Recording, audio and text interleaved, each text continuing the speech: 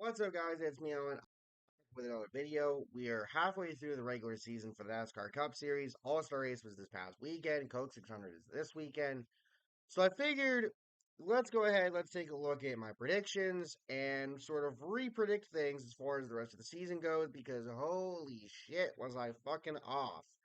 Just looking at the first half of the season predictions alone, I guess if you want to go driver by driver, team by team, I figured 23XI would improve a little more coming off of last year, but Reddick has a win, but it's Talladega, so it's kind of a wash. Um, though he has looked pretty good. Bo Wallace has also looked pretty good.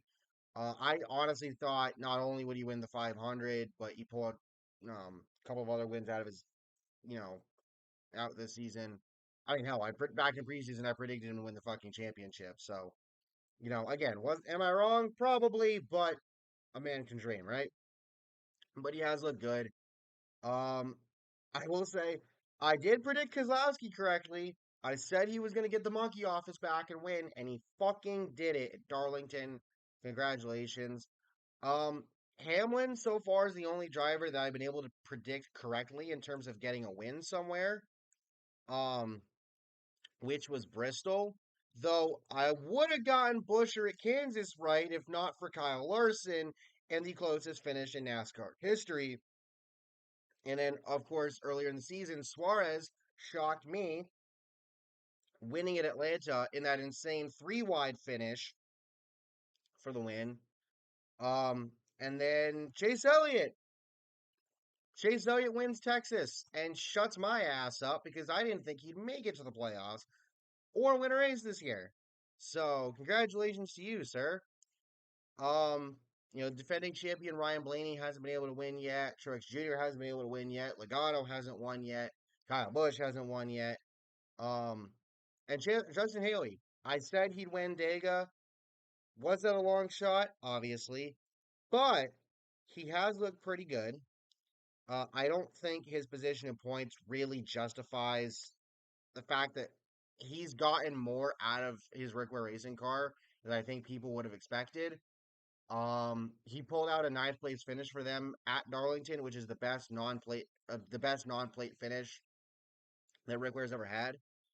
And it's kind of crazy when you think about it because you have all this shit going on with Storehouse Racing. The idea that either they might be out of the sport entirely after this year or selling off half their charters. You have, this rumor that popped up that Colleague could be having issues to the point of merging with Trackhouse, um, and whatever the hell is going on over there. Because what the fuck has happened to Colleague? Honest to God. Um, and so it really lends itself to a lot of the chaos that's going on. But I think Haley, he should have a really good rest of the season. I think. Obviously, he's not going to make the playoffs, but still. Ty Gibbs has looked really good. Noah Gregson's looked hella improved compared to last year. His teammate Briscoe's in a playoff spot right now, despite the SHR struggles. And so, from this point forward, let's go ahead and let's just take a look at the rest of the season and see who I think will win. Right now, as it stands, Denny Hamlin and William Byron are tied at 3 wins apiece. Kyle Larson has two, and then everybody else has one. So Suarez, Bell, Elliott, and Kozlowski. So we have the Coke 600 coming up this weekend. And I'm going to stick with what I originally predicted, and that's Bubba Wallace gets the win. There's really three drivers that I'd like to see win this race this weekend. Kyle Larson, regardless of what he does at Indy, because he is running the Indy 500, so it would be kind of cool to see him go. If he manages to win the Indy 500 and win the Coke 600, that'd be wild. Um, and then Bubba Wallace and Tyler Reddick, because there's a certain somebody that's apparently going to be there. And yeah, I'm going to let you draw from that what you will. If you know, you know. If you don't, you'll find out when the race gets here. That's all I'm going to say on that one. But speaking of Reddick, next race, which is Gateway, I have Wallace's teammate Reddick grabbing his second win of the season there. And then we go to Sonoma, and I'm gonna give that one to Chris Buescher. You know, what the year that Suarez won here, Buescher was the one that finished second. I think Buescher can get it done. Then we go to Iowa. I think Ty Gibbs gets his first career cup victory here. I truly do. I think Ty Gibbs, he has looked, he's currently in a playoff spot right now. He has improved from his rookie season. He's been in the mix to potentially win.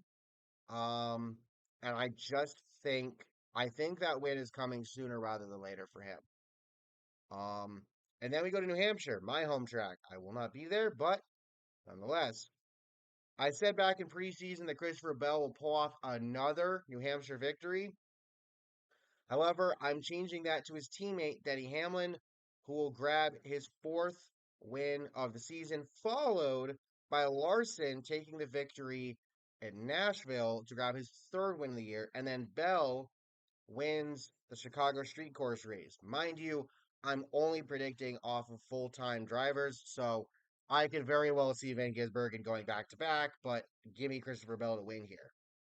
And then after that, next up on the schedule after Chicago is Pocono. And I say give that one to Ryan Blaney. He will get his first win of the season in his championship defense. And to be fair, I won't say he's on a hangover. He has looked good. Again, he came up just short from winning at Atlanta. In the three wide finish, he's looked good elsewhere. I think he finally breaks through here. Um, and then after that, we go to Indy. Larson wins at Indy. If he doesn't win, yeah, he can literally win the Indy 500, Coke 600, and then the Brickyard 400, which is back on the oval, all in 1 year. How fucking insane would that be? Fuck it, let him do it. And then the following week, so we come off of Indy. They get a couple weeks off because of the Olympics, and then they go to Richmond. Give me Ty Gibbs to win at Richmond. I think Gibbs gets his second win of the season. Buescher gets his second win of the year at Michigan. Larson says, fuck all you guys. I'm winning Daytona because it's not the regular season finale this year because of the fucking Olympics and everything else. So Larson grabs win number 5 on the season. And then we go to Darlington, which is the regular season finale this year. And call me crazy. I think Noah Gragson does it. He's won at Darlington before. He has improved this year compared to last year. And I think for him,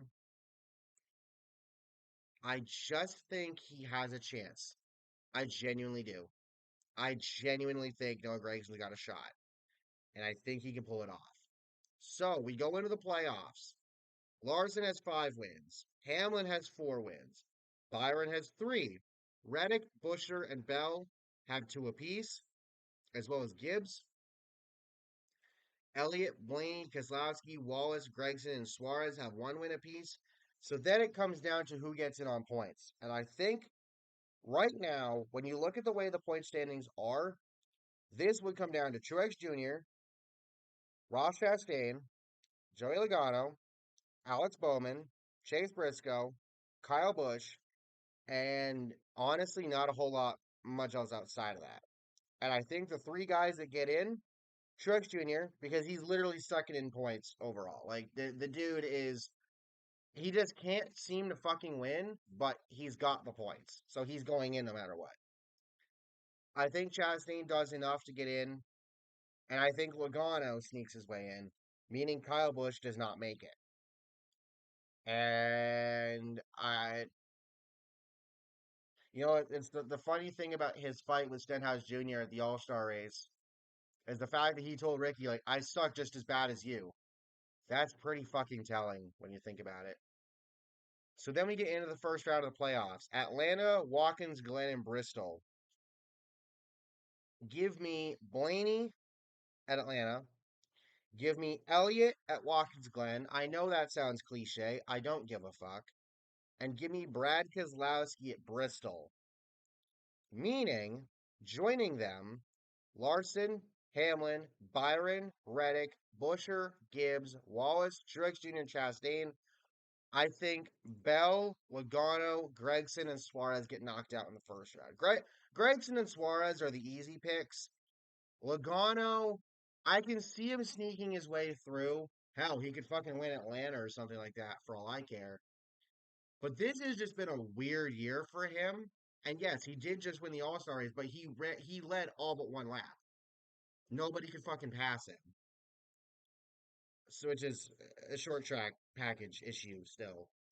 But I just don't think he can do enough to get in the second round. And then Bell's the interesting one. I just have this Bell. It's either like Bell or Elliott could probably win Watkins Glen. I think Bell could probably win Atlanta as well. But then but the fact that you have Atlanta, which is a super speedway and a road course, and then the short track known as Bristol as your first round, and a full blown chaos round, somebody's got to get knocked out, and I think it's Bell. So then we get to the round of 12, which is, um, fuck, I'm drawing a blank. Hold it, huh? Kansas, Talladega, and the Roval. There we go. Sorry, I was drawing a blank. Uh, for Kansas, give me Ty Gibbs. Yes, I think Ty Gibbs will win 3 races this year. Why not? Give me Brad Keselowski again. I think he wins at Dega. He's won here before. And then in an act of desperation, Truex Jr. wins at the Roval.